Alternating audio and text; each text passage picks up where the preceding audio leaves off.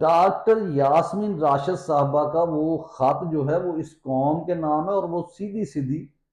ان کے اوپر تنقید ہے۔ آپ یہ سمجھ سکتے ہیں کہ ایک معمر خاتون جو کینسر کی مریضہ بھی ہیں، اور جس نے اپنی ساری زندگی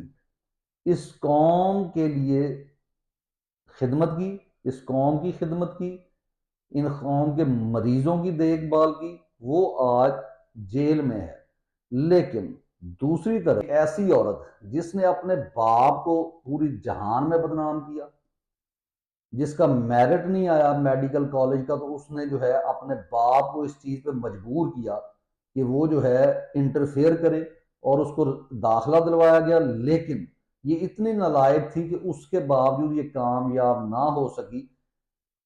باقی اس کی باتیں وہ نجی زندگی کی آپ کو معلوم ہے، اور مکمل اس کی زندگی یعنی ایک تمانچہ ہے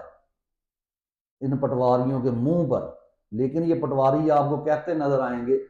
جب یہ رشتے کر رہے ہوتے ہیں اپنا، تو اپنی بیٹیوں کے لیے یہ استعمال کرتے ہیں، یہ دیکھیں جی یہ تو بالکل بہت سمجھدار ہے مریم نواز کا، تمہیں شرم نہیں آتی؟ تم جو ہے مریم نواز کو سمجھدار کہتے ہو،